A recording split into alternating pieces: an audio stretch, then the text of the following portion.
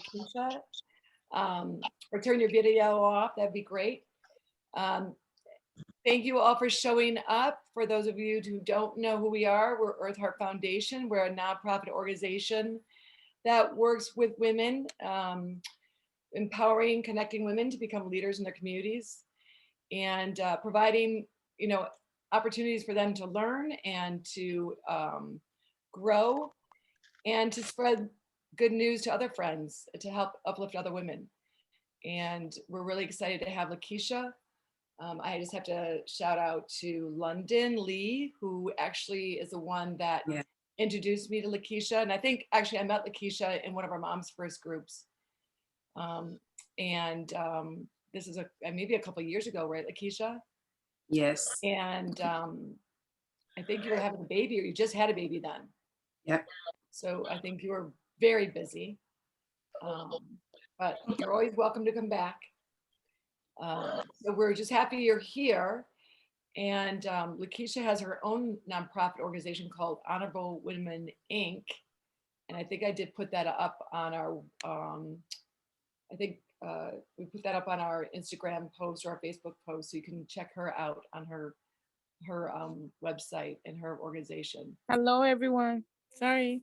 You can mute yourselves. Anybody who does not mute it, you could go ahead and mute yourselves. And I'm going to turn it over to Lakeisha. Lakeisha, thank you so much for showing up today. Appreciate it. Thank you for having me. Hello, everyone. My name is Lakeisha. Some of you know me. For those of you who may not, I am a victim and a survivor of human sex trafficking. Before I get started, I wanted to read something to you.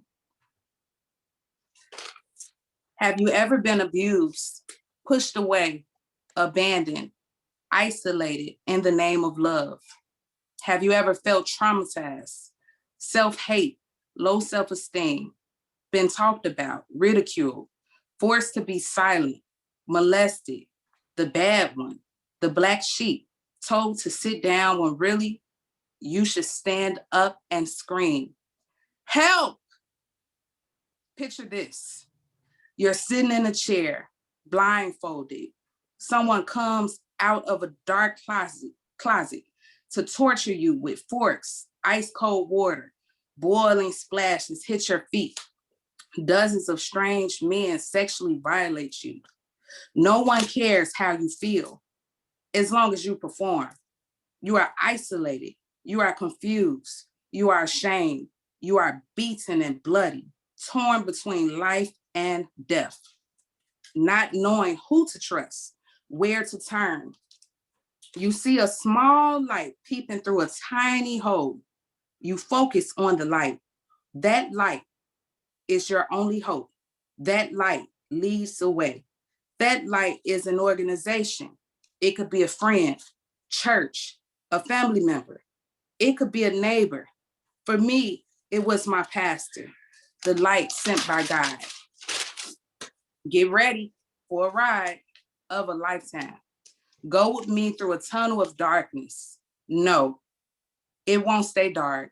It leads to sobriety, strength, a spiritual awakening, truth, power, unity, a sisterhood, and most of all, my honorable testimony of what God brought me through to get me here in front of all of you.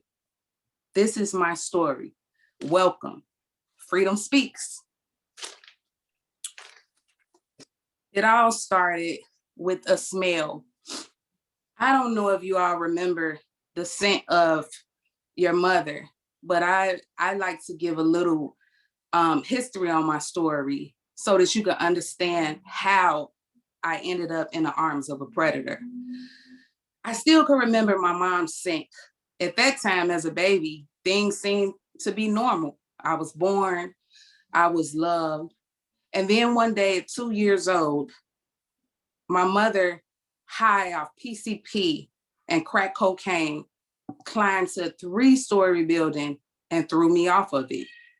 That was the beginning of sorrows, as I like to call it. Next thing you know, I bounced around from DCFS in the system. Nobody to take me in until Suddenly, my grandmother was nice enough to take me in. By the age of 5, I had already been molested. Though my grandmother tried to protect me, she really did the best she could, like most of us do.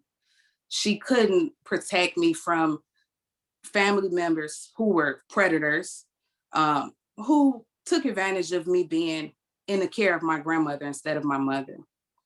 Both of my parents were addicted to drugs, so I barely seen them, if at all. Um, I'm sorry, guys. It's just, I really feel it. The next thing I want to talk about is by the age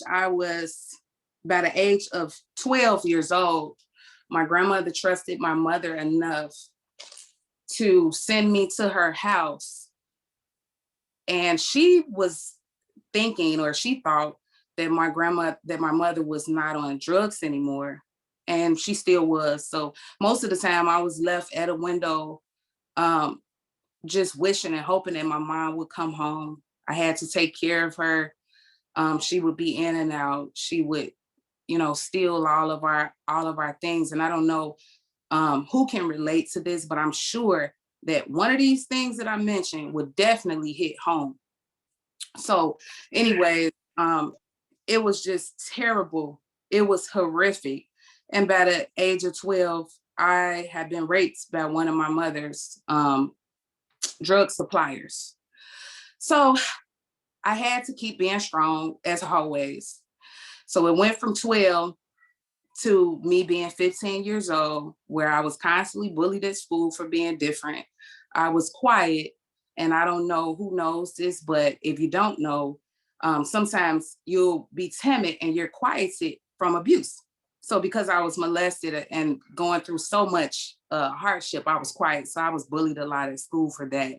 And by the time I was 16, I ended up in my first abusive relationship. And when I tell you this was abusive, this was the worst abusive relationship you could ever imagine in your life.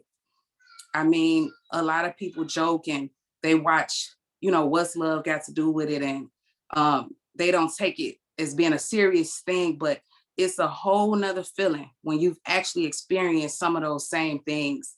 I was kicked in the face, I was smacked, I was choked, and then I was given gifts at the end. And I was told that he wouldn't do it again. And that went on until finally my family ended up getting him placed in jail. So by the time I was 17 years old, I was so thirsty for love. Have you ever been it's like being so thirsty for a drink of water, for just a glass of water. If you're thirsty like that, you'll drink anything, right? If you're hungry and you don't have any food to eat, you'll eat anything. Well, that's what happened to me. I was so thirsty for love, for human touch, that the first time I went outside, I ended up meeting a pimp. I didn't know he was a pimp because I wasn't aware, like a lot of people aren't. I mean, no one ever told me about pimps. I mean, from time to time, they had pimp movies or whatever, but I mean, they always painted it in a good light, like the Players Club, where, they showed things in a good light, but it was nothing as awful and evil as what I experienced. So the first pimp that I met, he was a Romeo pimp. For those of you who don't know, a Romeo pimp is the type who pretends to be your boyfriend. So when I met him, he acted like he was fascinated with me, that I was the most beautiful thing that he had ever seen. Because I had low self-esteem all the way up until that point, I wanted to keep him forever because I had never heard things like that. I didn't even think I was pretty at all. He was nice. He used to buy me gifts and he would hold my hand and he told me he loved me. And then one day, jokingly, he said, "You should go into a strip club. I think you have what it takes." And I said, "No, I don't have what it takes. Look at me. I don't look attractive or anything. I don't know what to do in a strip club." And he told me, "I dare you." So for those of you who don't know, my family and friends, those who know me personally, know that I was always like that daredevil type. So I felt like, oh my goodness, I have to prove him, wrong. I have to do the dare. And if I don't, then he's going to talk about me. He's going to say that I'm nothing or whatever. So I figured, well, it's just one time. I mean, he only asked me to just walk into a strip club, right? So I go with him that night into the strip club. Wasn't on marijuana or anything yet. That's when he introduced me to marijuana, got me drunk, walked me into the strip club, and then says, okay, well, now can you dance? I want you guys to notice something. I'll be going back and forth between my story, but I want to point out something that's very, very important. Notice how he got me to go against my own boundaries. It's very important to have boundaries with people. And that's something that I learned, but I didn't know that then. Okay, back to the story.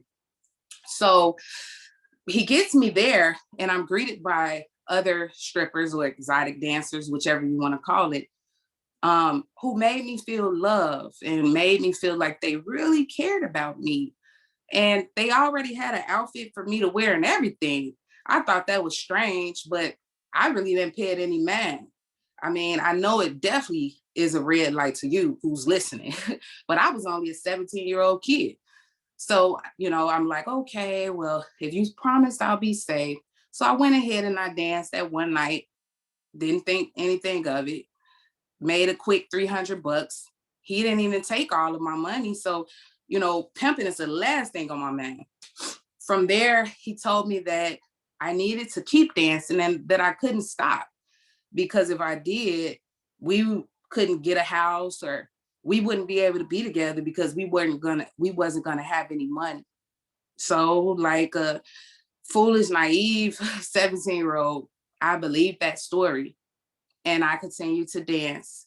So by the time day 3, and this is how quickly this happened, guys. By day 3, he was already he had already sold me to a gorilla pimp, but I didn't even have knowledge of it. I'm thinking that we're together. I'm doing this so we could have a house, but I was sold.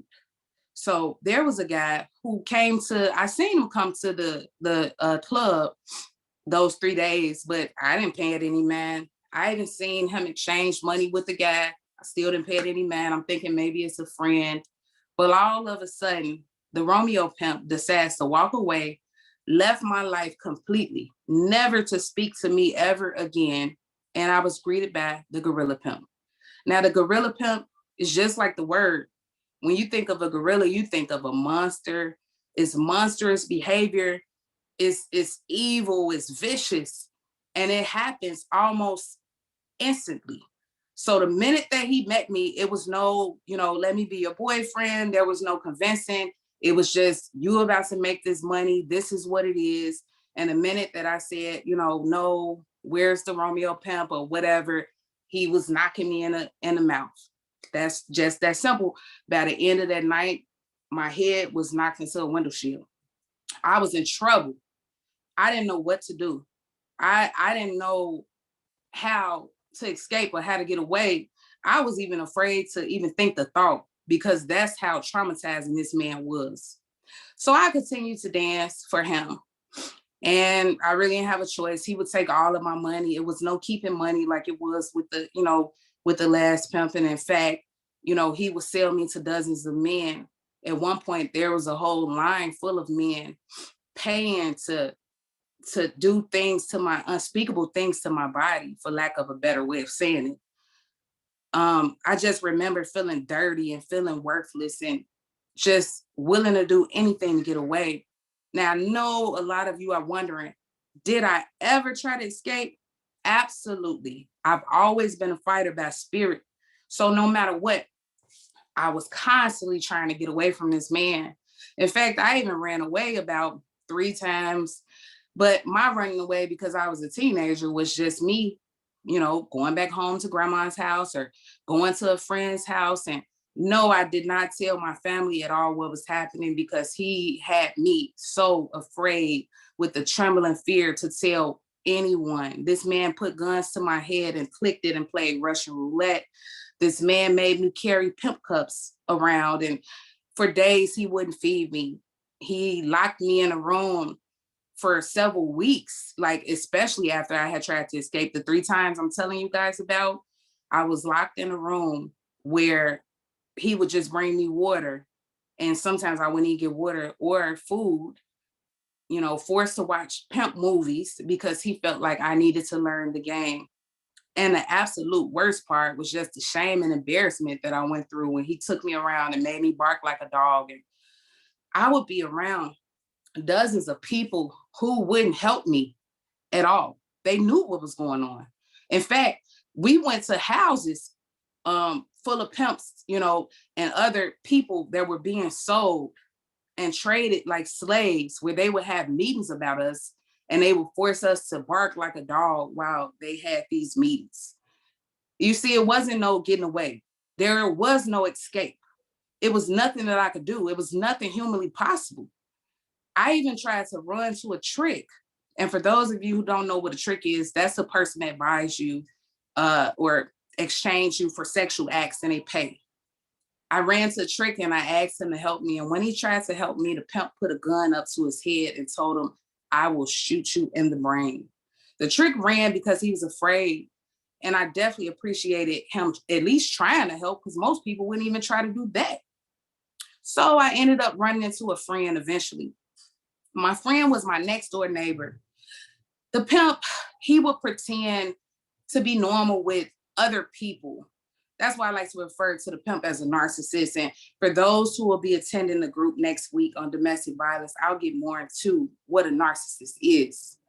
But he had pretended to be a normal guy with my friend while I was trapped in a room for weeks. He brought my friend to his home where I had been trapped. And he thought that it'd be cool to show him his little pet that he had trapped in a room.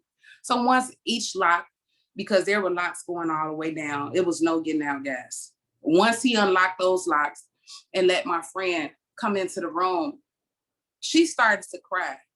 And it was almost one of those cries where I was like, oh my goodness, please don't do that. Please don't do that. Because if you do that, he will get rid of you and then I'll never be able to get away.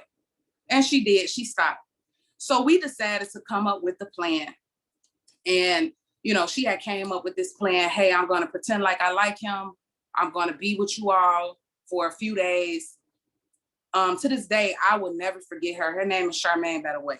But, I'm going to be with you all for a few days and I'm going to try to come up with the plan. Don't you worry. I'm going to get you out the situation. So her plan was, she had talked to some guys, I'm guessing, and convinced them to, I guess, just help break me free. So she told the pimp to go to a party and he took me or her and I to this party. And at the end of the party, when he got up, and told me, get up, B, and all of that with the cup, the guys put guns on the men, on the pimp. And when they put the guns on the pimp and asked him to release me, the pimp put a gun to my temple. And he said, I will shoot because this is my property. I own her and I will take her out. So I was so afraid that it just wasn't my time to escape. And again, I answer whatever questions you want at the end, but I just could not do it. And if you went through pain and trembling fear like that, I don't know if you could. So I just went with the pimp and he didn't talk to my friend anymore because, our plan didn't work. But just like a lot of plans, that was just another bad one. I had been trying to escape for a long time at that point and couldn't get away. So I was in despair. I didn't think it was no getting away at that point at all. Nobody could have told me that it was possible at all. And then he would give me drinks like with date rape drugs in them and fill me up with marijuana and liquor so I couldn't even think straight. I remember before I would go and dance or be sold to men, me crying hysterically, like I just could not stop crying and begging, please don't make me do it. Please don't make me do it. And the only way he would help me to feel better is by either punching me in the eye or he would give me this drink or fill me up with drugs and tell me I don't have a choice. It's either that or you're gonna die. So back then I didn't realize I was a slave, but that's exactly what it was. I was a slave. That's what I was. I bet you're wondering, how did I escape? Well,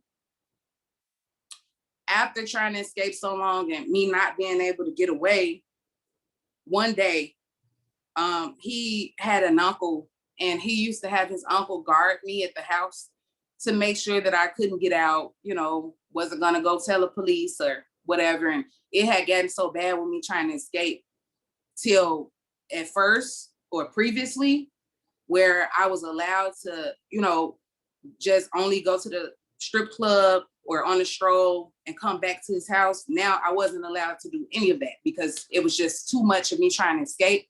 So I was just locked in the house at that point.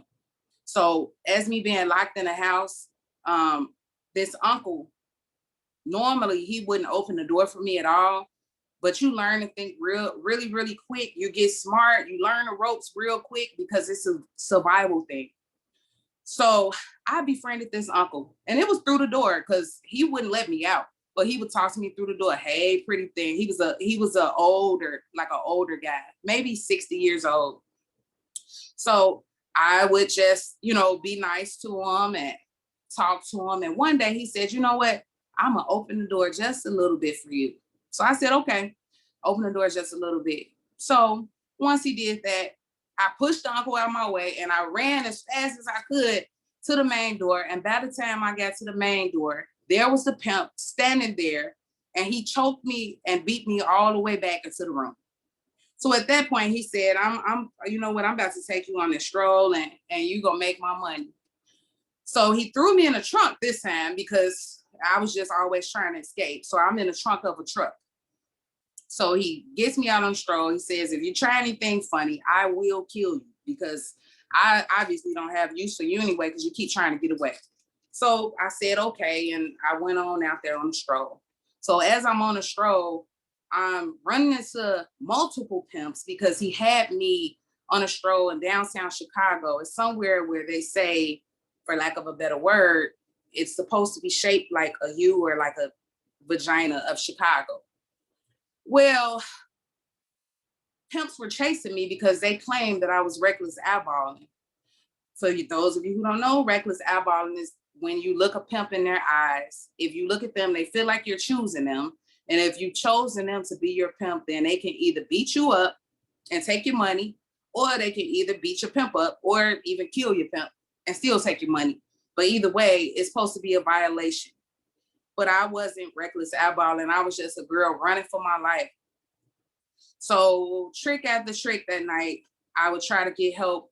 And many of them drove off. They didn't want to deal with it at all. They didn't want to help me. They didn't want to have anything to do with it because they feared, police getting involved and possibly knowing about them being a trick. So that's when I said, Lord, help me. I didn't know anything else to say, but I know that I was raised in church all my life. From 4 years old, my grandmother took me to church. So I was too high to really go into a full, prayer like Jesus and all the things I heard in church, but I just said, Lord, help me. So I said to myself, if I see one person with anything that represents God, that's where I'm going, because that's a sign from God that he's going to actually help me. But I also said to myself, if God don't help me tonight, it may be a murder. And I'm going to be honest with you. I know murdering is not good, but it was just a survival thing. And it was either my life or his. So I knew that God had to help me, because I didn't want to be in jail for life for killing this man, because that's how scared I was. So I run into a trick standing outside, and this particular guy, they wasn't even African American. It was actually Arabian descent. And I see this huge tattoo that says God on his arm. And I'm like, oh my God, this is where I'm supposed to run. Mind you, I'm running from all these pimps. One of them had a big butcher knife. Somebody else had a gun. They circling the block, circling alleys looking for me. I'm just running, ducking, dodging, getting in the car with other tricks. Then they also had detectives who were in SUVs, and they were disguised as tricks because they're down there trying to lock girls up for prostitution. So I didn't want to get caught by them either, because it was like, first thing in my mind is they're going to lock me in for prostitution. They're not going to, believe my story of being forced and all of this stuff. So anyway, I quickly tell the trick what I'm going through, just everything. Like, I'm being held against my will. I don't have that long to talk. Please help me, please, please, please. You know, my pimp will be finding me any minute. All these pimps after me. I got the detectives after me. Help me. So he says, we will help you. I can't believe this is happening. Like, I just assumed you wanted to do it. So they put me in their car. It's about 6 guys, cover me up with some kind of quilt they had, take me to a Muslims convention, which was far, far away. And once they get me there, they tell me, go in there and get yourself cleaned up. So I'm telling them the story. Oh, thank you, Jesus. I promise, Lord, I'm so sorry. God, help me. You know, just everything. Thank you for these people. I come out the shower and there they are, lined up at the door, waiting to abuse me further, just like everybody else in my whole life. So I had to think quickly, as I learned in the streets, you know, that I need to think quick on my toes. So I tell a guy, how about if I just allow you to have me? Will you make the rest leave me alone? I know a lot of you are thinking like, what? But please don't judge me. Again, it was survival. I didn't have a choice. It was either I let one person have me or a million. It was either I survived at night or I would die. So I agreed. So I let him have me, kept the other people off me, and I begged him, if I let you have me, can you please call my pastor? And he agreed. So he called my pastor. Her name is Dr. Pierce, and she was always there for me through life, you know, especially when I really needed her. Called her phone at 4 a.m. in the morning, and she negotiated with the trick to bring me to the church, okay? So he really didn't want to bring, it was like he was trying to keep me for himself. I don't know what the issue was, but he really didn't want to bring me. But finally, he agreed. So that morning, after he had me, I had myself all cleaned up. He took me to the church. I was greeted by my pastor, my loving church family. I fell in their arms, and they all started praying and crying over me, and my life will never be the same. I'll never forget when I walked in that church, I had blood and glass all in my foot. I had been through it, and I didn't care about anything except thanking God, thanking Jesus. And that's why I don't care. Like, a lot of people, I don't judge anyone for not believing in God, but I feel like I just know about the God who saved my life. Like, that's all I know, is that I said a prayer and all of a sudden I was saved. So I stick with that God, and he continues to save me as I go through life.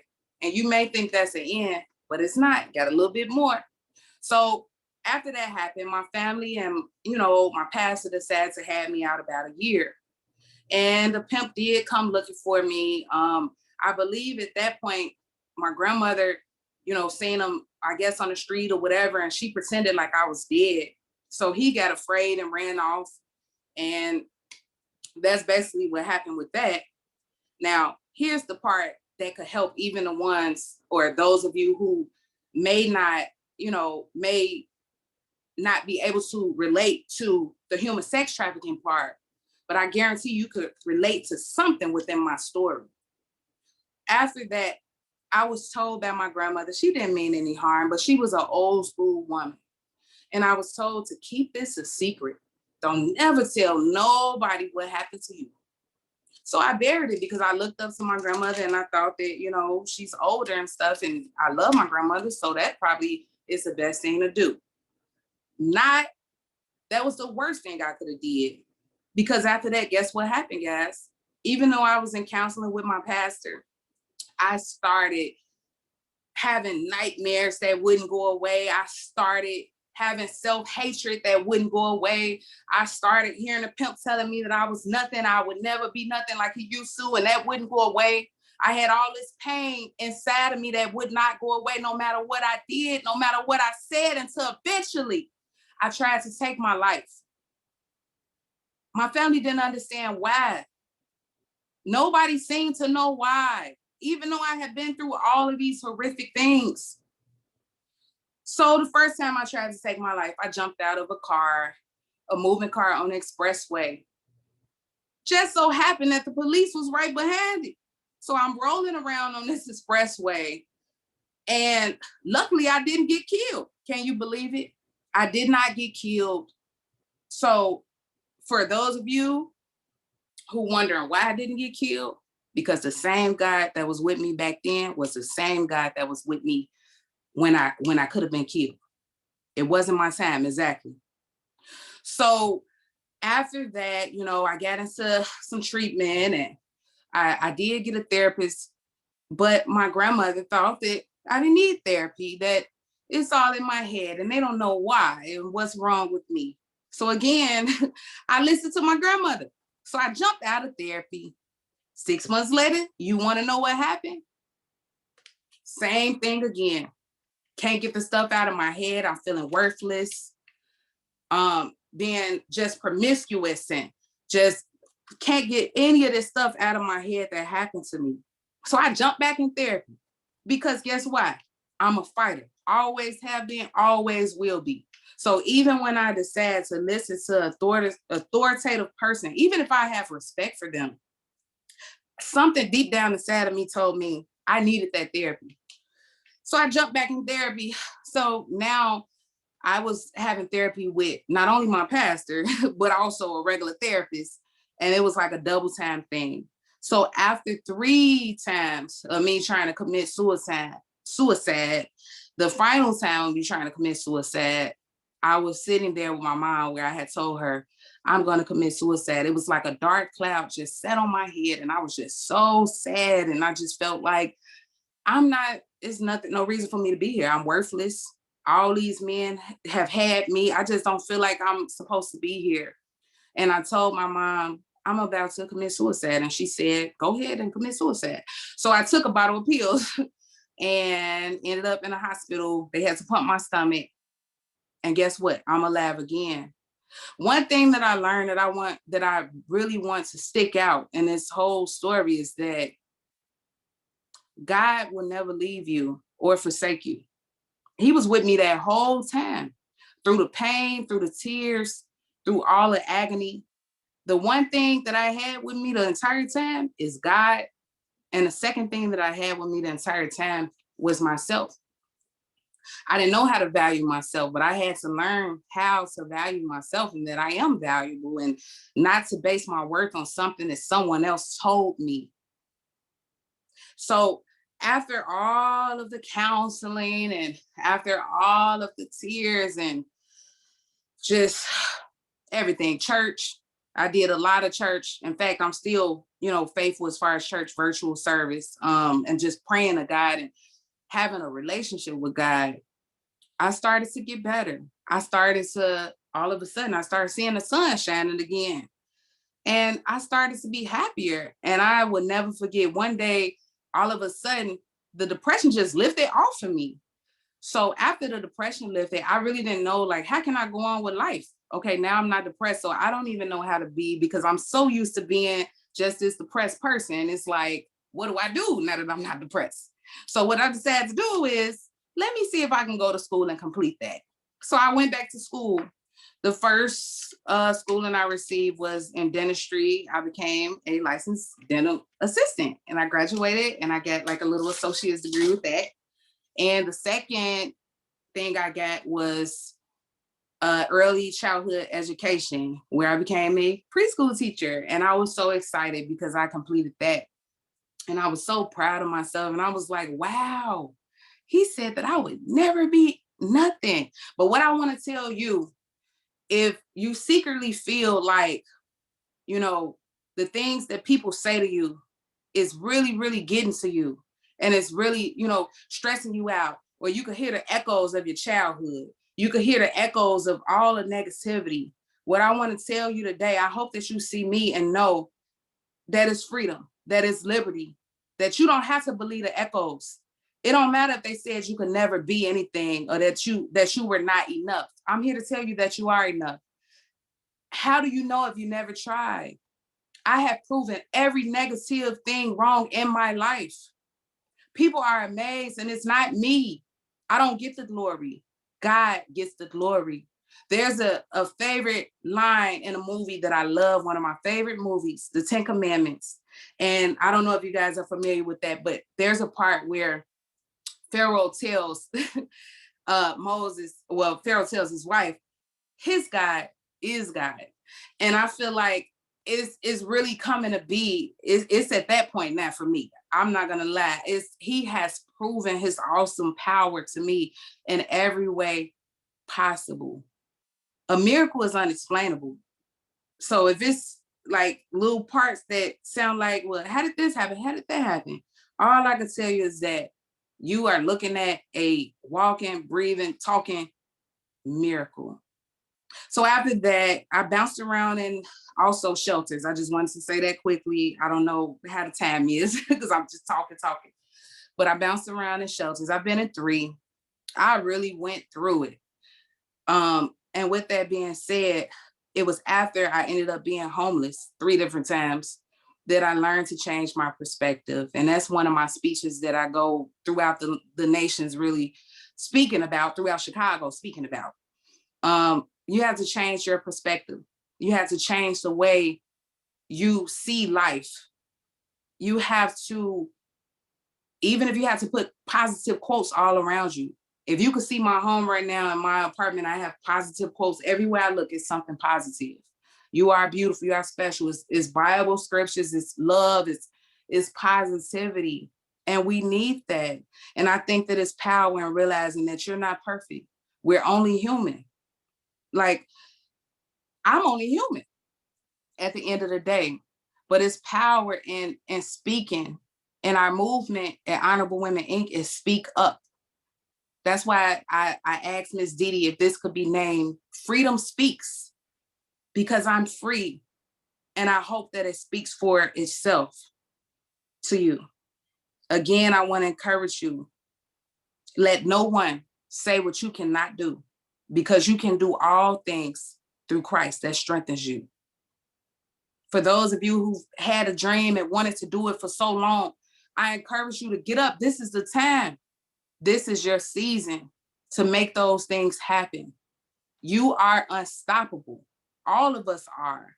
And we are powerful and honorable women.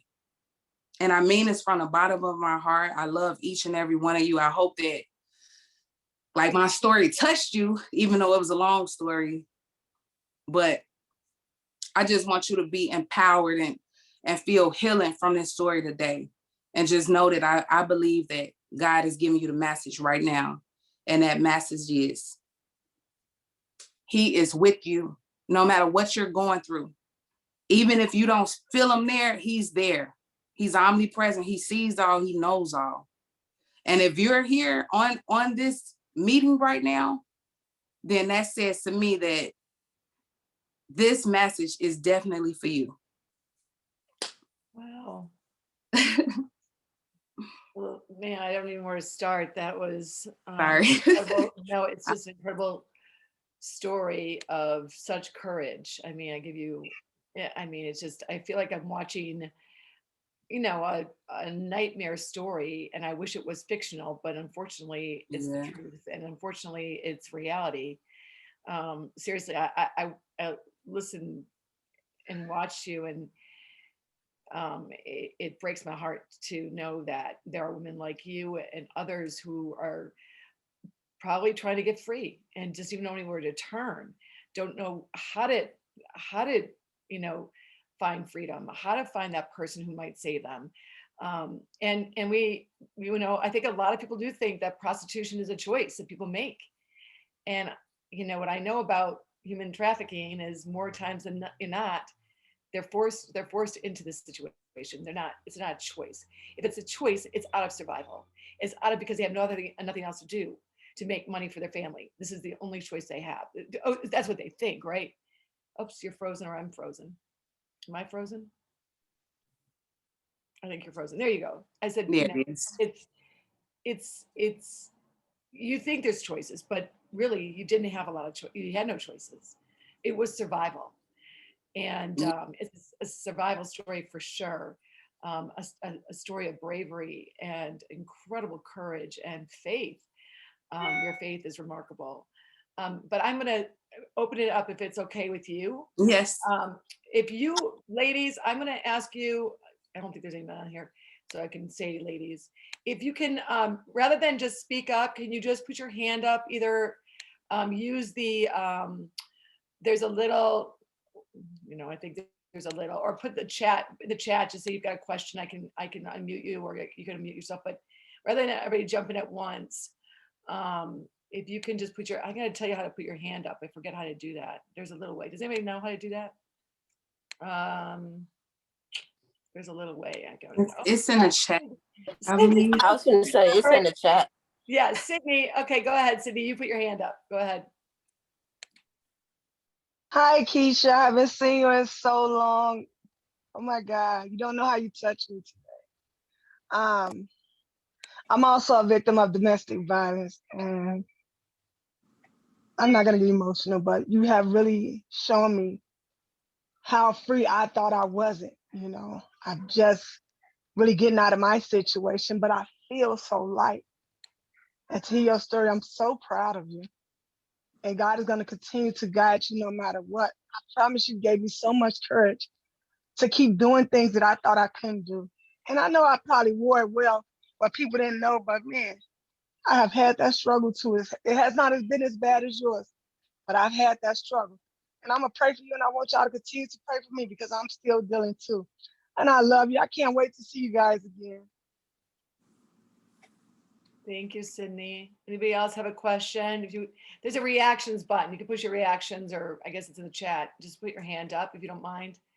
And if anybody else wants to ask a question, go ahead. Martha, go ahead. You got your hand raised. Go ahead, Martha. Hello, everybody. Hi, Martha. I'm trying not to cry. I was already crying listening to you, Lakeisha. Martha, hold on 1 second. 1 second. Lakeisha, I don't see Lakeisha.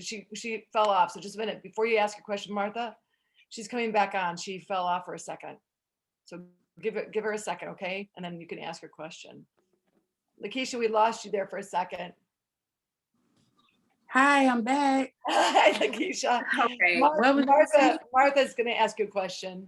Okay. We can't see you right now, but you can put your video on. Oh, I'm sorry. Let's see. Okay. Okay. There you are. Hey, Lakeisha, how you doing? Hi.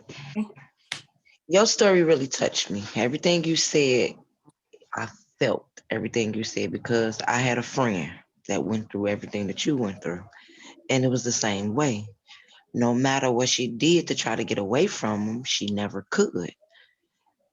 And it's hurtful to know that this is actually happening. I mean, I'm used to watching this on TV or, seeing something about it. I've never knew that it actually was happening until my friend was going through it. And it's just, I thank God that you made it through to be here to talk to me, to let me know that I was feeling bad for my friend. So now I understand that it's okay for me to feel okay now because she's not going through that anymore. But I still hurt for her every day because it's like she got to a point where she didn't come outside no more after it happened. Like That's how it is. It's so It's a wow. lot because you feel so much danger. Like I'm not at a point of it being an enabling thing, but I am at a point where a lot of parties are like gatherings I choose not to go to. Like I don't, because I feel like I see the world at a different eyes. I see it as a dangerous place. So I feel, and I can relate to a lot of things you said too, being molested as a child. And that's another thing with myself. It closed me in. It made me feel like, what did I do so wrong for this to have to happen to me? Like I didn't like myself. I it used creates a lot of self-esteem issues and it made me afraid of men yep. for a long time. And then when I finally started opening up to them, it was like I was getting hurt in different ways, but it all felt the same. So I thank you because you just let me know that it's okay to just breathe and let it go. And long as you got God, nobody else can take nothing really from you because I'm trying not to cry. It's okay, cry, please. You're gonna make me cry. I feel emotional with you. It's okay. But living my life being in fear with to the point where I don't really go to my auntie house like that because of her stepkids were the one who done it to me. So it's like I want to get over that. I told myself I'm okay. I forgive them. I can't tell them to their face that I forgive them, but I forgave them for myself. So I wouldn't hurt as much. But I live with it every day because I have two daughters. And it makes me hurt to think of my cousins doing what they did to me at a young age and telling me that if you tell somebody I'm gonna do this to you, or I'm gonna do this to my mama or my sisters or somebody. So it makes me afraid. So that's why I'm so smothery-ish with my girls. Like I don't want them to That's be not over nobody's house. I don't want them to spend the night over nobody's house. Like I okay. really The don't like them. same, do not feel like there's anything wrong with that part, because I am the same with that. I don't, and I feel like that's just that part of you that knows what could happen. It don't mean it will happen, but you just, being protecting your children. And I commend you for that, because I felt like nobody protected me.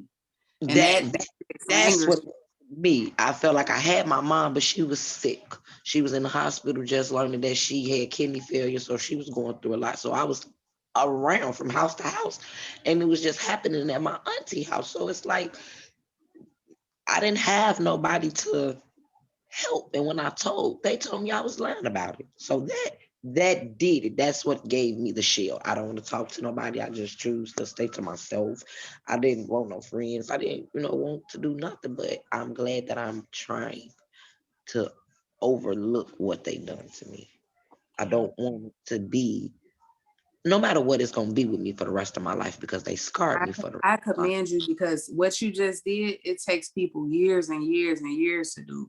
And even just get in front of us and just express what happened to you, or some of it, like you really deserve to be commended for that, because I know how like much courage that takes.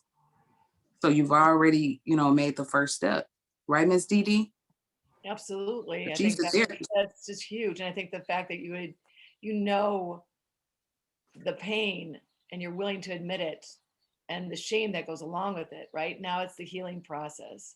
And that just takes a lot of time, as you can attest to, Lakeisha. It doesn't happen. right. You went to a therapist, you went to church. Mhm. It just takes time. And trauma, Yeah. especially childhood trauma, it Yes. sits in your bones, it's in your cells, it's in your brain, it's in your body.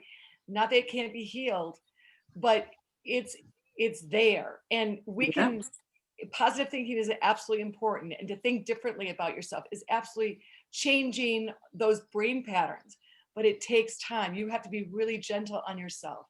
Anybody who's been through any kind of trauma, you have to Yeah. be very gentle to not beat yourself up when you have those moments where you're afraid, or those moments when you're suffering because you're anxious about something. Your body knows it. Your body remembers the trauma. And so it's not even just about our brains, it's our bodies that remember. And so you've got to be really patient, and and it takes time to heal and to find somebody who can help you.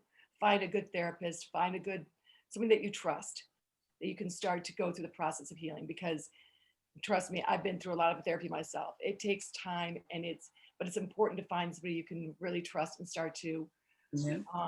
to really get it out, as Lakeisha said, to release it, to express it, to talk about it, to speak up, which is exactly what she's talking about. Speaking up is just admitting the story, and having someone witness your story is powerful in itself. And I And think that's one reason why, Lakeisha, this has been so powerful for you, yeah, is that every time you tell your story, I was about to say that I'm really still healing. Like people view me as, oh wow, look at, but what they don't know is every time I tell my story, I'm being set free over and over and over again. And that's the powerful thing about it. yeah, it's amazing. Anybody else want to raise their hand and ask a question? Here's a, okay, Sheila, go ahead, Sheila. Hi, hello everyone. Hi. Ms. Walker, how I have a few questions. How old I missed some of it because I got in on at about like 5:30. No, Okay. 4:30, 5:30. But anyway, I missed some of it, so I didn't get your bio. But the thing about it is, I want to know how old you are. Do you Okay. have any children? Okay. And your coping mechanisms for things that's going around with you right now. Okay. I will be 35 years old, April 26th. And I'm sorry, I will be 35 years I'm old. gonna try to mute this. Okay, it's okay. Okay, I will be 35 years old, April 26th. What else? I do have children. I have 3 children, actually. I have a 14-year-old daughter, I have a 5-year-old son, and I have a daughter that'll be 2 years old, April 1st. And the way I'm coping with everything now is I pray. I honestly pray like every day. Like I've never lost that relationship I have with God, because I feel like that's the only somebody that could really help me. But I pray. I'm still in therapy. I had got out for a little while, but I'm back in now because once COVID first started, they just cut everything out. But I'm back in now. And I also do, like I was telling you, prayer. I did prayer today, church on Sunday. It's a constant thing. It's just like Miss Didi said, like it's never no stopping, because when you stop, all of those feelings can easily come back, because it's all right there just sitting with you, you know what I mean? But what I've learned is I'm way better than I used to be. I'm not perfect, but I'm way better than what I used to be. So I look at it like all of these things are helping, and I'm just, and like I said, the positive affirmations, I do daily affirmations where I look in the mirror, and it might feel funny at first, like you could try it like anybody, but I look in the mirror to myself like, you are enough, you are beautiful, you are strong, you're courageous. Like basically all the things God said about us, I said. I just try to align my words with what God's saying. I feel like anything else don't really matter. Like he showed me that all the way back then. Yeah. And I commend you for that, because a lot of us got our own stories, whether we've shared it or not, it's within us. But with the power of God, the sky's the limit. And I'm glad that you're better, you're continually growing. And it's just a good thing. Yeah. I appreciate you. I appreciate that so much. All right, we got lots of questions here. Dominique was next, London, and Tina. So Dominique, London, Tina. Go ahead. Dominique, go ahead. Hi, my name is Dominique, and hi. And I would like to know, how do life go on with your family and stuff after this? How do life go on with guys and stuff like this after this? And where do you come from? Okay, I appreciate that question, because a lot of people don't know. Since then, my relationship with my mother sucked. It was horrible, to be honest. I had a lot of anger towards her, and I had a lot of pain because I felt like she abandoned me. But through therapy and with God, we are doing much, much, much better. Craziest thing happened. My grandmother passed away. And after my grandmother passed away, that's what connected me and my mom. And she's actually a part of my organization now. And we talk, daily. We even pray together. She's clean from drugs. She got off drugs like somewhere, let's see, how many years did she have clean? Probably, I was about 19 years old when she got off of drugs. But so that's much better. It's not perfect, but it's a start. My father passed away from an overdose. I was really sad about that. I come from, what do you mean? Like what city? Because I'm from Chicago. No, west side, like south side, north side, east side, west side. I'm from the south side. I'm from the south side, 83rd Street is where I grew up. Okay. 83rd, yep. 83rd and Shroop. I used to live in 830 and Wentworth. I mean, not Wentworth, but Union. Wow, I know exactly where that is. Yeah, I used to live over there with my baby daddy and his family. I've been Oh, through the same thing too, but oh, you I'm okay. did? Yeah. Okay. Well, my heart goes out to you. I love you. It's not an easy thing at all. And we help those who are victimized. So, I but of got course, beat up. I got beat up and I got my teeth knocked out. I got my glasses broke. I've been through a lot. I talked to you personally about it. okay. Okay. Miss Didi can set that up. But anyways, I just want you to know that, I love you and I'm sorry that you went through that. And unfortunately, that's the kind of lifestyle. I mean, it's like it comes with the lifestyle. It's like you surviving the entire time. You're trying to survive. Some girls didn't even make it out. Some of them die on the streets. So I thank God for your life. Thank you. You're welcome. London, I think you were next, and then Tina. What was I gonna say? I London. used to, Lakeisha. So I used to run away when I was a kid. And I went through some of the things you went through. Like I don't like to talk about it because I'm ashamed of what I had to do and what I went through and all of that. But like, did you ever self-medicate? And if so, Yes. like how did you stop? Like me, like I haven't stopped. Like I hate to admit it's like I It's self-medicate okay. daily to keep the thoughts, like you were saying, the thoughts that be echoing in your head. Like I hear that stuff and self-medicating. Like I know it's bad. And like, how did you Don't even. stop? The first thing I heard you say, and like I said, I'm not a therapist, but I've been in enough therapy to know a thing or two. And plus, I just know what for me. So the first thing I heard you say that I liked was that you said, I'm ashamed. Look how you just admitted that. Pat yourself on the back for even saying that you're ashamed. You already did the first step. Like once you can start admitting your truth, whatever that looks like, then you at a place where you can do the second step, the third step. Just like, when I post on Instagram all the time, what do I say? I say like chapter 1, chapter 2, and I'm putting like positive memes. It's just like that with these steps. So I definitely commend you, because once you get to the point of saying, I'm ashamed, and actually letting it come from your brain out of your mouth, you already are powerful. Now, to answer your second question, I love you, London. You know that, right? I'm serious. Like, I mean, I'm serious. But the second question is, to answer your second question about self-medication, absolutely. I used to do weed, whatever you want to call it. What is it called now? Because I sound old, but it's been All the same. all the time. I was drinking all the time, whatever I get my hands on. I haven't did like no real extremely big drugs, but I definitely did weed. I did drinking, and also I popped pills. You know what I mean? So yes, and it was because I could not get rid of that. But the only way to truly get rid of it, I'm gonna tell y'all something. And see, London about to make me get real on it. But London, I'm gonna be honest with you, and I don't know if you believe in God or not, but I hope you do.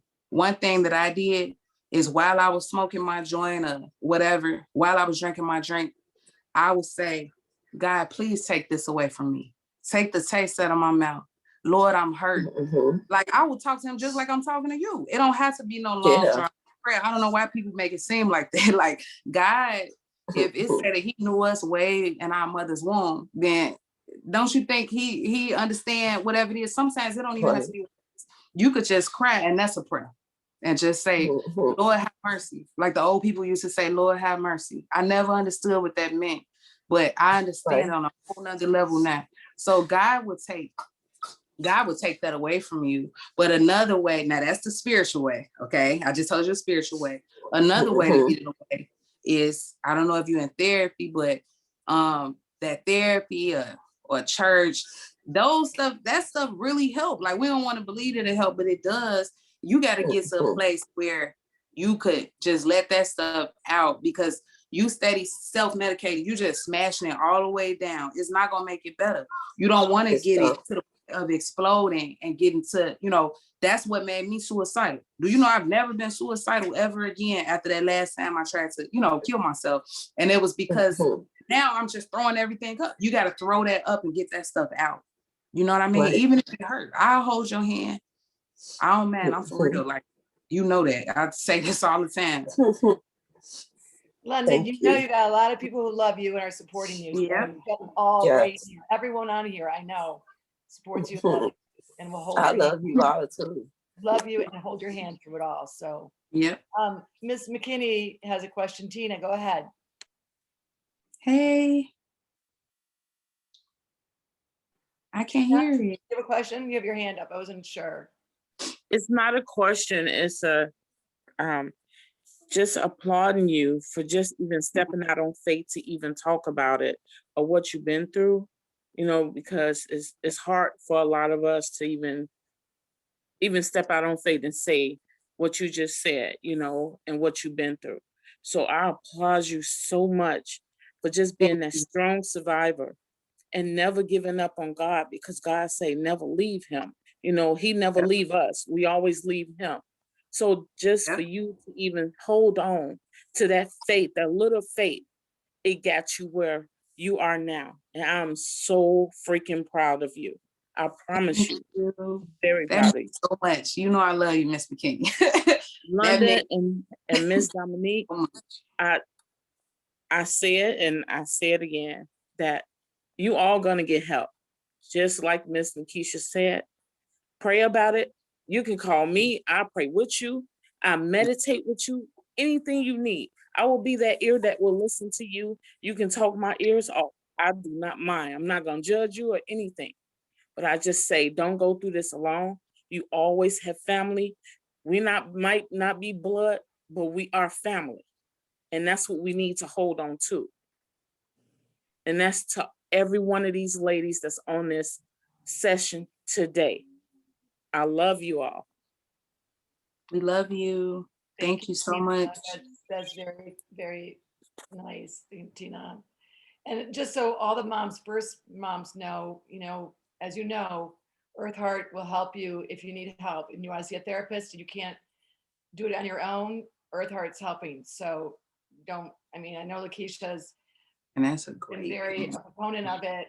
Obviously not a proponent of therapy, but if you want it, you need it, Earth Heart's going to help you do it. So just let me know. Any more questions for Lakeisha? Anybody else have any questions? Lakeisha, I had a couple. I was thinking about some of the things that you were saying, and you were talking about just the police, and when you were trying to escape that horrific moment when you're going through the alleys and you're going from one trick to the next, just trying to escape your situation. And of course, the police aren't your friend in that moment because they're gonna arrest you. Exactly. And I'm just curious, if they know that you're or is the police don't realize that you're the victim of the situation. They think that you should be arrested and not the pimps. I mean, I don't That's what I'm thinking. I mean, even when we did that segment, remember that segment that I sent to you? Yeah. Where it was like police there, like they say not that they say that, well, we have this law in place and that law in place. But honestly, that's why I'm fighting for women's rights. I'm trying to fight for women like me, because I feel like it's not obvious enough, because they even said then that they will still arrest you. So if they see you out there and they just assume that you're a prostitute, it doesn't matter what you're saying.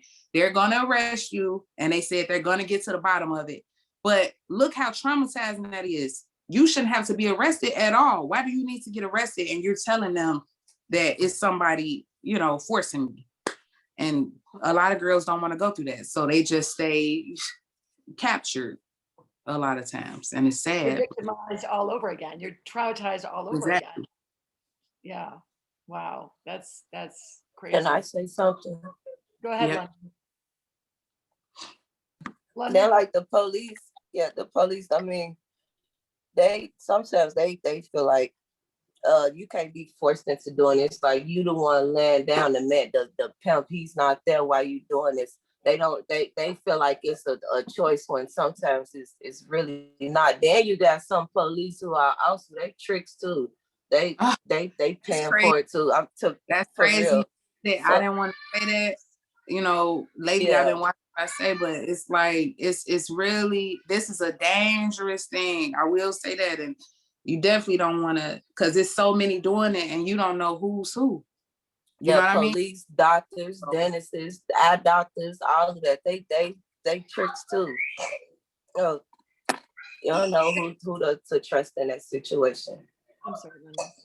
Lakeisha, can you give us a little bit of advice if we know somebody that we think might be in trouble? I mean, what would you do? What would be how would you approach that person? Or, what can we do?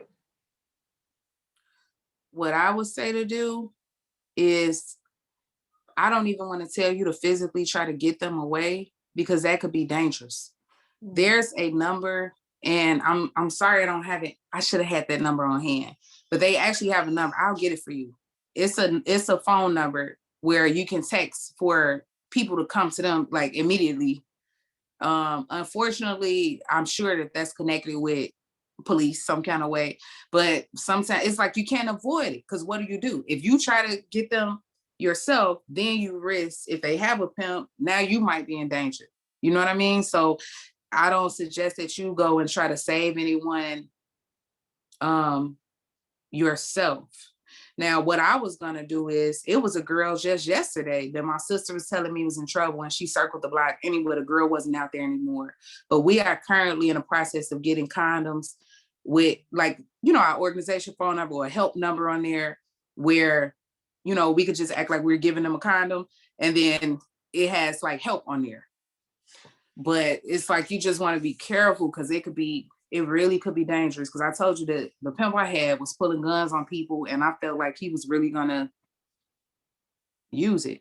Yeah. The best thing we could do is try to fight for rights and stuff like that. And Karen just put down the hotline number in the chat, Yep. everybody. So thank you, Karen, for sharing that number. That's a trafficking hotline.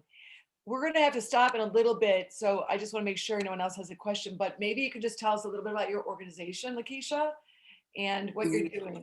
I'm just really, again, commend you Thank for you. taking this horrific situation and turning it into something that's really quite holy. It's divinely mandated. And I think, gosh, this is incredible. So I really commend you, but maybe you could just. But can I ask her something before you? When you said you went to the strip club and they had your outfit and stuff already, so the Romeo pimp, was those his girls already, like that? Was them, you know what I'm saying? Was them some of his girls that worked with for him? I don't even know if they worked for him. I think it was a matter of, because that part I'm not even really clear on. I didn't see them work with him or nothing after that, but I will say that later on down the road, those same girls was threatening to cut my face. And it was like the same girls who was nice to me, flipped on me. And they was some of the ones that I had to watch out for. So I don't think they were girls, but I feel like he just probably gave them a couple dollars. Like, I'm about to bring this girl. She real naive. You know what I mean? Like, y'all be good to her, whatever, because I want her to strip. That's what I'm thinking happened. Because they already had the outfit and everything prepared. And that's crazy, right? But so you can't trust. I hate to say that, but I couldn't trust nobody around me. That's how it was. Right. Wow. So why don't you tell us a little bit about your organization, Lakeisha? Okay, I'm so excited about Honorable Women, Inc. First, I started Honorable Women, Inc. Well, you know why I started Honorable Women, Inc. because of what I went through. But also, I named it Honorable Women, Inc. because I had so much shame, and I feel like, people in my family, the ones who knew about it, made me feel so low, like through the years. I remember my sister spraying the toilet with bleach and just stuff like that. So with that being said, I said, what is the opposite of something that's considered to be dirty and awful and this and that? And God gave me honorable. And I'm like, that's exactly what I am. That's exactly what I want to call it. And that's how I came up with Honorable Women. But anyway, So what we do is mainly I speak, and I'm just trying to spread, like almost like how people spread the gospel. I'm basically spreading my story throughout the world. And before it's over, I hope that I can travel the country and just tell it. And also we give a lot, like we find girls, whether that be exotic dancers, whether that be ex prostitutes, or whether that be you're forced through human sex trafficking. Also, we help victims of domestic violence as well, because we just wanted to hit home with whatever it is that I, personally experienced. And we give emergency items. We help them get all cleaned up. Like we have a 7-step program right now. That's supposed to start in August. It was supposed to start, but anyway, where we have professionals like therapists like yourself. Who else? We might have people that could give employment, just all professionals, maybe lawyers that could help with the situation. So the point of this program is to get them all cleaned up and to teach them how to live a healthy lifestyle after what they've been through. So yeah, I put this together. So by the end of the program, so it's like a 6-month program or whatever. And it's like, we'll meet once a week for 6 months. And then it's like a graduation at the end. And I feel like a graduation is needed because your self-esteem is so low. Like I felt like when I graduated, that just really helped me to feel like I could accomplish something. So that's the point of the graduation. And we'll give them like, employment clothes and, whatever it is that they need to make them continue to be successful. And then we'll keep up with them, maybe like once a month, check in for like a year, just check in to make sure they're okay or whatever. And yeah, so that's what we do. We're having an event. Oh yeah, I also have a surprise too. I wanted to tell you, Miss Didi, but then I was like, nope, I'm surprised at the end. So we have an event actually March 27th. So if you have any one of your people or that needs items, feel free like to come out. Jules has just agreed to sponsor our event. So yay, like they just called me out the blue today. Yep, so we'll be giving out clothes, household items, and also food. And I'll probably be more than likely, we don't really have a place to have it yet, but but it don't matter. Even if I gotta be outside, I'll be out there with my little speakerphone and we'll be giving the items away. So that's basically what we do. Yeah. Well, and also, just so everybody knows, next week, same time, same station, same channel, Lakeisha's going to talk about domestic violence. So again, a lot of this stems from, past trauma, low self-esteem, narcissistic abuse, all it. I'm hitting all it. So much of it stems from the same thing, which is not loving yourself, but not receiving that love from a very early age. And you think that you're not worthy. But anyway, we want to just thank you for being here, Lakeisha, and sharing your story, and just commending you on the courage it took to get to where you are. We just really pray that you continue to do the good work that you're doing, and ask that God continue to watch over you and bless you, and just and just guide you along this journey. It's amazing. So thank you so much. We really appreciate it. Thank you for taking a chance on me. I take chances all the time, especially on these kinds of things. This is exactly the kind of thing that we want to promote. Is Miss Didi, empowered, empowering women. That's what we do. And look where you've come from and what you've done. It's amazing. So your story. Miss Didi. Yes, ma'am. Lakeisha, can I ask one more question? I'm sorry for all the questions. So if you see, I'm sorry. And so if you see the as you call him, the gorilla pimp, if you see him, what would you do? Would you stand strong like the woman you is now, or would you? No, absolutely. She's asking those questions. Like, and it's glad you asked that, because actually I seen him probably about 3 years ago. And when I seen him, I did stand strong. Matter of fact, I was a little too strong. I probably seen a little, but it's just because I went through. And he ran away. He said I was crazy. If you could believe that. So I was thinking in my head, you know what? I wonder if I would have just acted like I was just totally like that back then, when he had left me alone. Because I'm not the same person. Like I'm not that that little person, how I was, you know, all the way back then. I think I was kind of like a kid, really. So Yeah. he's old anyway now. Like, well, not old. I don't want to say old for the older people. But he's way older because back then he was in his 30s. So now Right. he's almost 60 or something. That's not old. Wow. Yeah, I know. You It's not understand? old. That's not old. Lakeisha. Yep. Uh-oh. All right, ladies. Thank you so much for joining today. You're welcome. And Thank we'll you. see you Oh, not next this. week. Bye. The same. Bye. Lakeisha, thank you so much, everybody. Bye. Take care. All right, take care. Awesome. Faggot. Awesome. Bye, Miss Dizzy. Bye, Dominique. Love you. Lakeisha, I just signed up for the They gonna do I the just signed in and joined the your newsletter.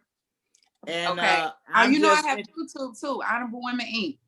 I do I videos on did Honorable Women Inc. That's where I went to.